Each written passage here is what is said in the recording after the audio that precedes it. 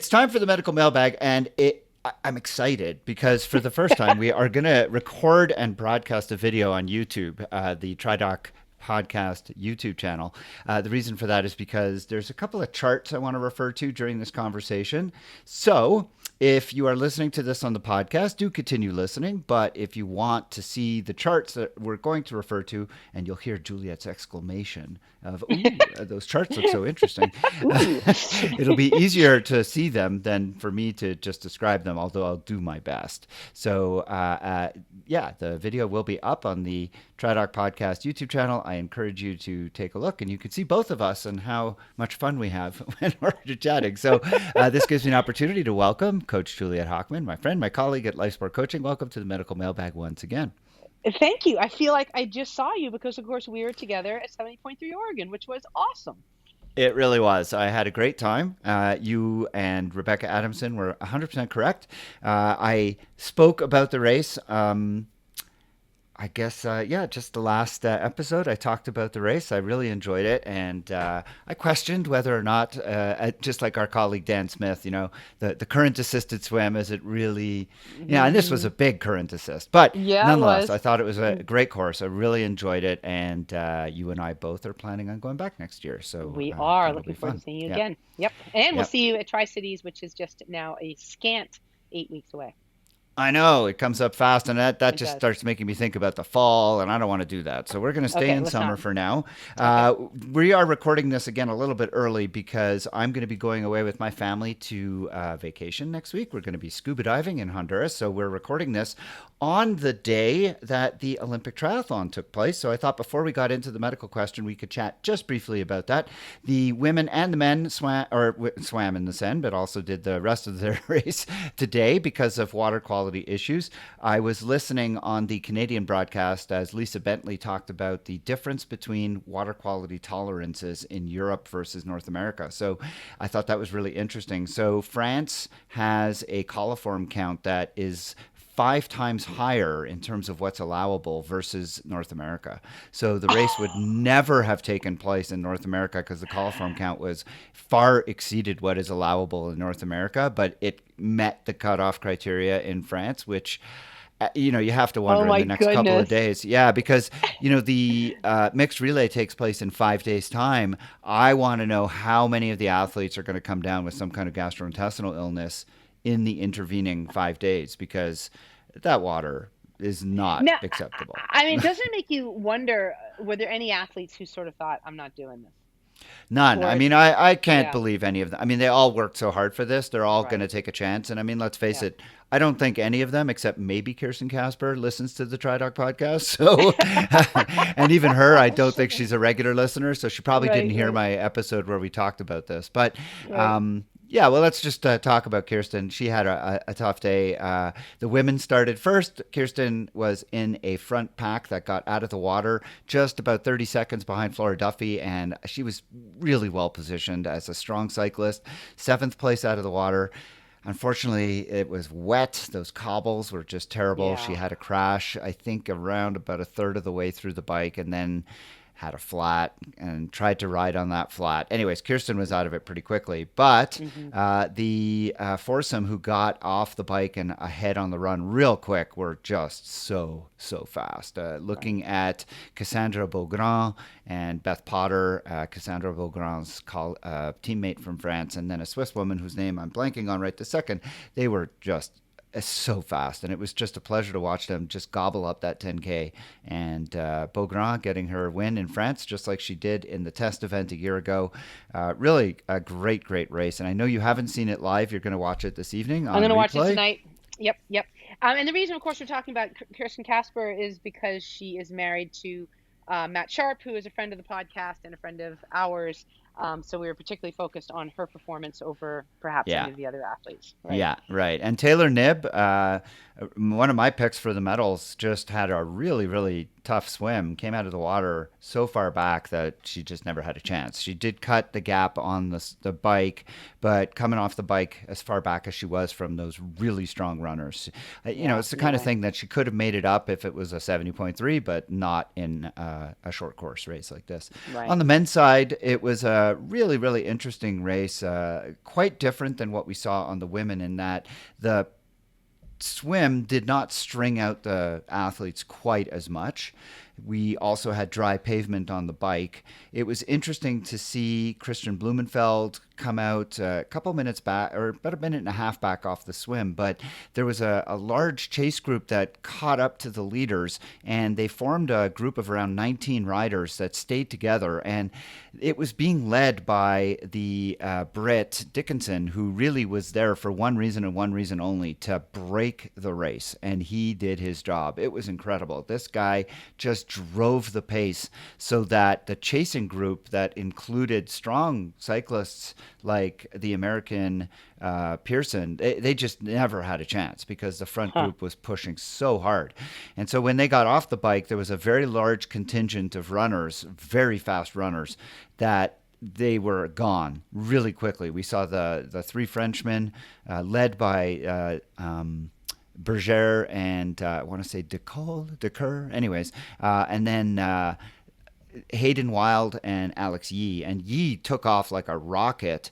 He was being celebrated by Dickinson. It was really funny. When you watch it tonight, you'll see how Dickinson gets off the bike and he's like, I'm done, but hey, cheer for him. And then Yee just took off. Hayden Wild led for about 9.75 kilometers. And everybody's talking about how Alex Yee kind of sprinted to catch Wild and pass him in the last half a kilometer. But I don't know. Adam and I were watching, and we both felt like Wild just cracked. He Just fell apart. came to a stop in the last half K. And I haven't seen any interviews yet. I'll be interested to see if he speaks at all in the next couple of days. But it looked like Yee just kept his pace. But then when he saw Wild kind of all of a sudden slow down dramatically, I think he kicked it into another gear and passed him and took the win. So it was a really, really Right. exciting day of triathlon. Really, really nice to see the sport celebrated as much as it was in front of hundreds of thousands of people on the route. And another wonderful Olympic triathlon. Both defending champions, Flora Duffy coming in fifth, and Christian Blumenfeld was in the top five as well. So it was a really good day. And I have to give a shout out to Canadians. We had Tyler Mislachuk have his best ever result, finishing ninth at the Olympics. And then we Okay. had Charles Paquet, who finished in 13th. So really good day for Nice. Canadian men in the triathlon. Well, that leads us to our medical questions. We might as well get to it. I'm wearing my Paris shirt to I celebrate. can see that. Um, Yeah.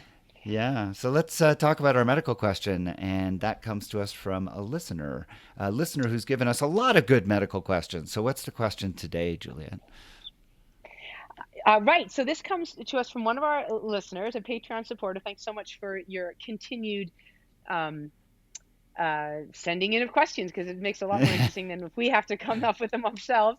So she is curious. She's read recently several studies that suggest that the performance of women and men as they age are not aligned. In other words, we don't, our performance does not decline at the same rate. And she had read that women's performance actually declines more slowly than men's. And so, what did your team find out about this? Yeah, it's a really interesting question. I had not heard that before, and I was interested to see if there was any research on this, and there really was. It was abundant research. It was quite interesting. And one of the things that my intern found is that it's kind of different across sports, but I think we need to just address the basic tenet that there is a performance gap between men and women at all age groups. And this is something that I think we know. I mean, we saw it today in the Olympic triathlon. The men finished in 1:45, the women finished in 1:55. That difference of 10 minutes is actually just under 10% difference. And that is historically what research has shown to be the difference in time gaps in endurance sport between men and women. And it even in sprinting sports, if you look at like the 100 meters, the 200 meters, the difference in times is around 10% between men and women, which I find really interesting that it's static across different sports. So One of from the things, though, from 100 meters in 9 seconds to, I don't know, an Ultraman or something, it's still 10%. it's about a 10% gap, yeah, between men and women at the top Okay. end, at the Okay. very Right. Okay. top, yeah. And there's been some variation, as they've done, it can anywhere between 10 and 15% has been quoted in the literature, but around 10% seems to be that magic number. And the reason for this, it seems to be a VO2 max thing. Men have a higher VO2 max. There's obviously more muscle mass. And basically, we think it's probably hormonal, some genetics, but it's not 100% understood. We definitely see performances from many women that are astonishing. But at the end of the day, the most elite performances, there seems to be this gap between men and women, about 10%. When you look at age group performances in different kinds of sporting event, that 10% seems to stay. And they have several studies where they've looked and seen, well, does that 10% stay as men and women age? And that is the question that came from our listener. The listener's name is Xenia Parker. She's, as you said, she's submitted lots of questions before. And I want to share my screen. This is the reason we are doing this as a video, because I want to be able to show what some of these charts look like in the literature. So this is a chart that shows swimming times. And what they did was they had athletes swim a 1 hour time trial. And you could see that there's three charts here. They're dot plots, they're scatter plots, basically. On the left, we have the amount of meters that men can swim by age over 1 hour.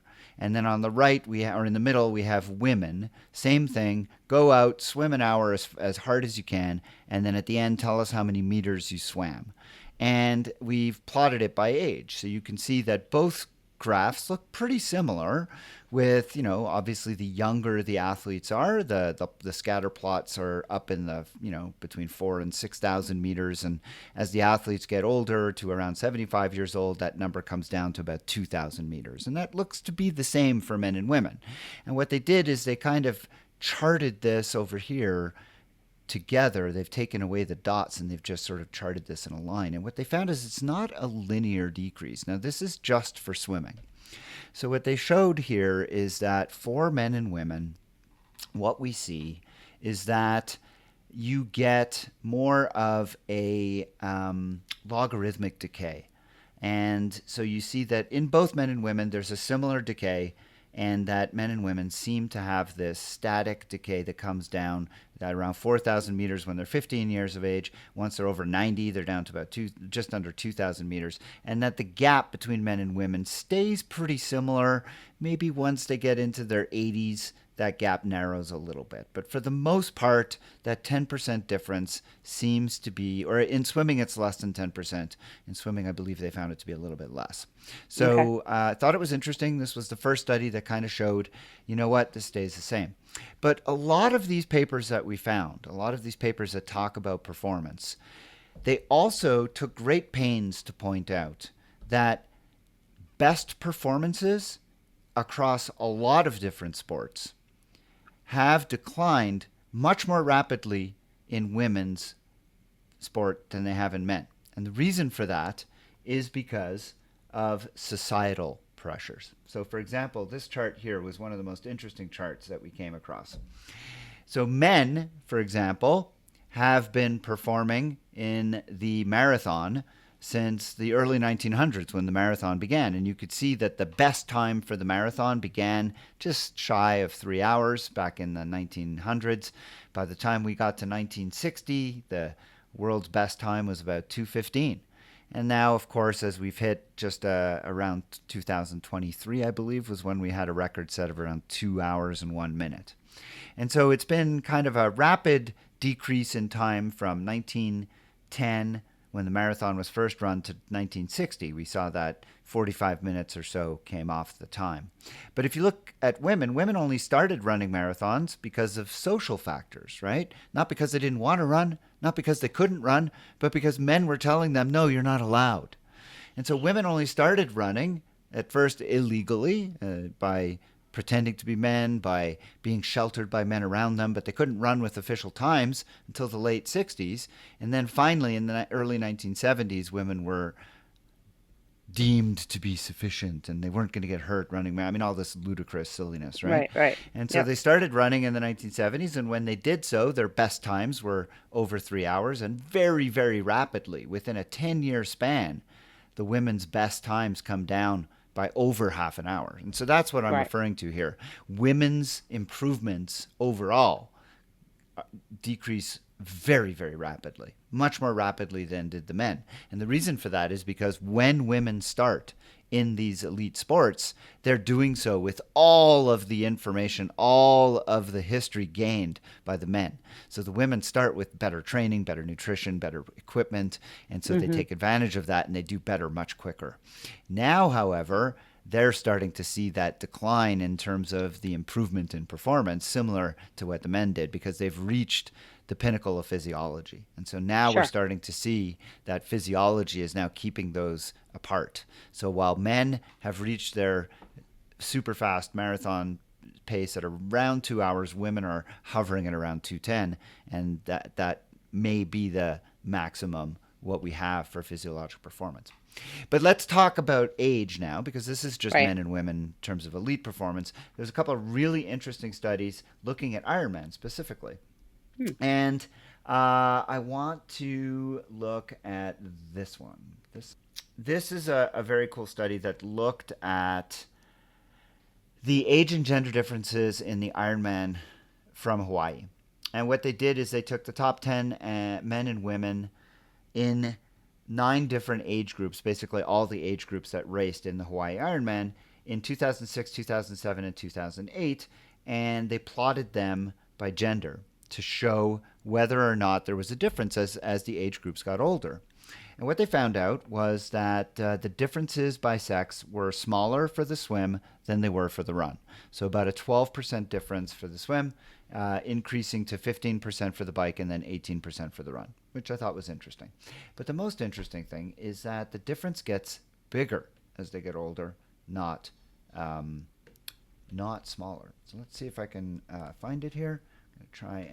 So what we're looking at here is the swim times between men and women as the age groups increase. And what you can see is that the women are, and again, this is just for the fastest 10 men and women over the swim of the Ironman. And you can see that they stay about similarly separate across age groups until they get to the oldest age group. And then all of a sudden they start splitting apart. And the women drop off quite a bit. And this is repeated in the bike time, where bike times between men and women are pretty much consistently separated by that 15% until we get to the two oldest age groups where they're dramatically different. And men decline, but the women decline significantly more. And then again for the run time, same thing. We see the women declining further more than the men do. So this is the opposite of what Xenia had suggested. She had Right. thought that women declined more slowly, but this is suggesting no, actually, in fact, at least for the Hawaii Ironman, and Hawaii is a very specific race, right? There's a lot Sure. of things involved here, wind and environmental conditions and things Hmm. like that, that may affect women differently, especially in the older age group. So it's hard to say. But for this race, at least, until you get through the 50 to 54 age groups, men and women decline at pretty much exactly the same rate. But then once you get to the 55, 59, and 60 to 64, the decline continues for men and women, but the decline is faster for women. Now, that's the only paper that suggested this. Most of the other papers we looked at suggested that the decline was similar as men and women aged, that there was no significant difference. So I don't know where Xenia heard this. I don't know where it came from. It would be nice to think that the genders declined at a different rate and Hmm. that we came together at some point. But in fact, in point of fact, it appears that in most of the papers, the decline is similar, that it Right. stays at about a 10% difference. But at least for the Hawaii Ironman paper, which is a really interesting paper, I Yeah. think, Right. shows that for the oldest age groups, women decline more More quickly than men quickly. do, at least for the more older age groups. And I don't And really I'm have a trying to good think. reason why. Yeah, I'm trying to think if there are any other factors that would cause that to be true, but nothing are coming to mind. It's not a 50, menopause thing because right. 45, 49, 50, 54 is going to be menopausal, postmenopausal. Hmm. So I don't Hmm. think that has anything to do with it. Yeah, obviously there are fewer women in menopause at those ages, but you're right.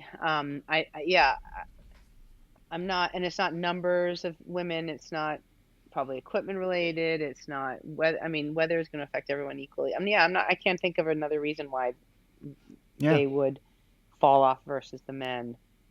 Um, anyway, yeah, interesting.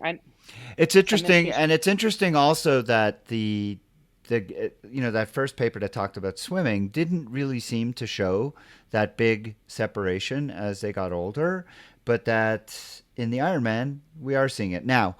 To be fair, the Ironman only compares 10 people, where the top Right, 10 people, whereas right. that swimming paper compared a much larger number. So it was Mhm, capturing a larger sample size, so it's probably mhm, more mhm. accurate. And Probably. it's very possible that, and also, not, 2006, 7, 8. So this was when the men and women raced together. So it wouldn't have been different days. It wouldn't have been different Right. conditions. It would have they would have been exposed to exactly the same thing. So yeah, I don't Yeah. know. I don't know. I don't really have a great reason for it either. It's interesting. Listen. Does it mean anything? It's more of interest than anything else. I don't Yeah. think it means anything. Yeah, Right. and no individual should look at this and say, "Oh, well, I'm done." Absolutely not. Right. Right. Yeah. Of course, I was hoping that you would have found or you would have discovered that women did, perform longer better than guys, but I guess we're not going to be able to get there. Yeah, not so much. And Okay. there were some suggestions that part of the reason for this is that VO2 max seems to decrease um, less slowly, whatever, more slowly. I guess Hmm. VO2 max seems to deteriorate more quickly in Okay. women than it does in men, and that might be tied to this. That seems to be a physiologic component of this, which makes Okay. sense, right? I mean that's a huge part of endurance sport, Sure. and yeah. So I think it's one of these things that's of interest. It's one of these things that I'm really glad the question was answered because or the question was asked because I didn't know, and Yeah. I feel like it was, Cosette Rhodes, who was the intern that looked into this, she found it was fascinating, and one of the things that she liked the most was how many of the papers referred to those societal factors that Mm. kept women out of sport, and how women made such huge gains in PRs and world records in a very very short time Sure. because they came to sport in a more recent time period. So I thought Sure. that was Yeah. really really Yeah. interesting. No, Yeah. that is. That is. I mean, it makes perfect sense. Yeah. Good stuff. Yep. Well, that's what we've got for today's medical mailbag. If you were watching us, thank you. Nice to nice to see. Yep. And if you were listening to us, that's great too. We always appreciate you hearing. We always appreciate you listening to us.